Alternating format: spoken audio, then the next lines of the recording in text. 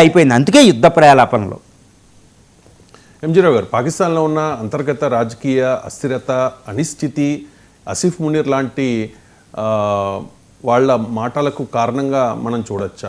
అది ఎలా భారత్ పాకిస్తాన్ల మధ్య 6వ యుద్ధానికి అంటే మరో యుద్ధానికి కారణమవుతుంది అంటే ఎలా, ఏం చెప్తారు? ఎస్ అండి, ఇప్పుడు పాకిస్తాన్లో అంతర్గత పరిస్థితులు ఎలా ఉన్నాయంటే చాలా దారుణం. పాకిస్తాన్ అనగానే అక్కడ రాజకీయవేత్తలు ఎలా బతుకుతారండి? ఆర్మీ రాజకీయాలు ఇప్పుడు మన భారతదేశం వచ్చామండి, రాజకీయాలు అపోజిషన్ ఇది కొట్టుకుంటారు, అంతేకాని అమెరికా వ్యతిరేకత వల్ల మన రాజకీయాలు నడవవు, రష్యా వ్యతిరేకత వల్ల జరగవు, చైనా వ్యతిరేకత వల్ల జరగవు.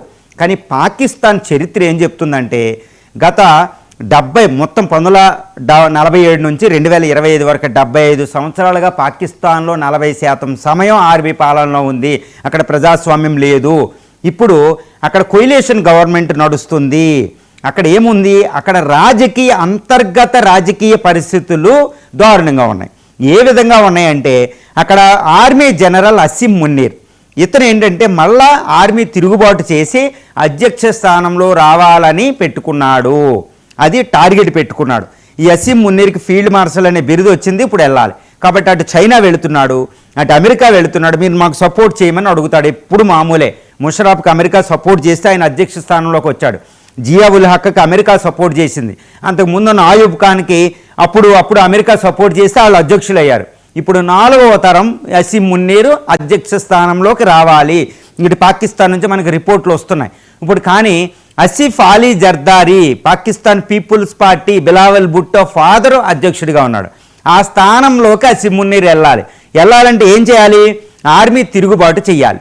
కానీ ఇతనికి ఒక అద్భుతమైన అవకాశం వచ్చింది. అదేంటి?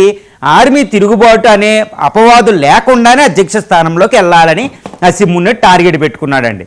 అందుకనే వాళ్ళ కొడుకు పాకిస్తానీ ఈ అధ్యక్షుడి స్థానంలో ఉన్న త్రిపుల్-పి పాకిస్తాన్ పీపుల్స్ పార్టీ కొడుకు బిలావల్ భుట్టో ఆయన కూడా నిన్న భారత్పై యుద్ధం, ప్రతి పాకిస్తానీ రెడీ అవ్వండి, నేను చూసుకుంటా, ఆర్మీ ఈసారి పాకిస్తాన్ ఇండియాను ఓడించేద్దాం, అణ్వస్త్రాలు తీద్దాం, సింధు నది మనది, 6 రివర్లని స్వాధీనం చేసుకుందామని నేను బిలావల్ భుట్టో అంటున్నాడు. అతన్ని ప్రైమ్ మినిస్టర్ చేస్తే నేను అధ్యక్ష స్థానంలో దిగి అసిం మున్నీర్ నీకు ఇస్తాను అని జర్దారీ అంటున్నాడు. అంటే షహబాజ్ దిగిపోవాలి.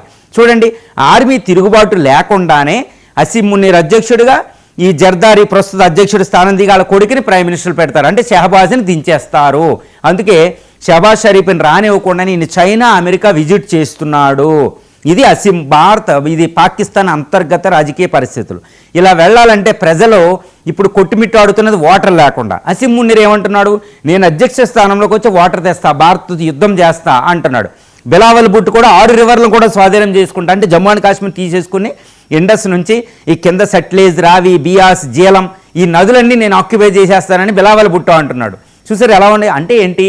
పాకిస్తాన్ అంతర్గత రాజకీయ అస్థిరత ఎప్పుడు ఉంటుంది. అది ఈ అస్థిరతే మరో యుద్ధానికి కారణమవుతుంది. ఇది మనం ఉపేక్షించడానికి లేదు, చాలా డేంజర్. ఇప్పుడు అసిం మున్నీర్ అధ్యక్షుడు అయితే పాకిస్తాన్ పీపుల్ ప్రామిస్ చేస్తున్నాను, నేను ఇండస్ వాటర్ ఇస్తా, టెర్రరిజాన్ని అంతం చేయను, టెర్రరిజాన్ని అంతం చేస్తానని ఎక్కడ మాట్లాడతలే.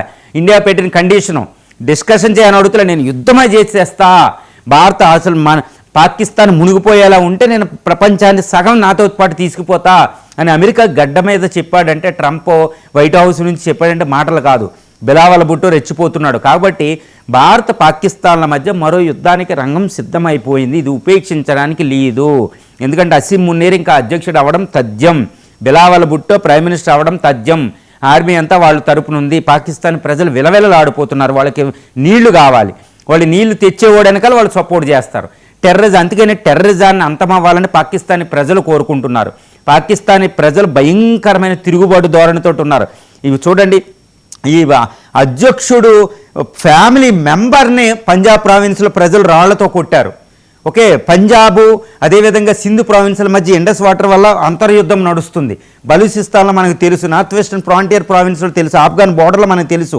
సో నీళ్లు లేకపోవడమే అతిపెద్ద సమస్య పాకిస్తాన్లో. ఇది నేను తెస్తానని ప్రామిస్ చేస్తున్నారు. సో అంతర్గత రాజకీయ ఆర్థిక పరిస్థితులు ఈరోజు పాకిస్తాన్ని భారత్పై మరో యుద్ధానికి పురుగొల్పుతున్నాయి. ఎందుకంటే వాళ్ళు టెర్రరిజాన్ని వదలరు కాబట్టి, పిచ్చోళ్ళు కాబట్టి.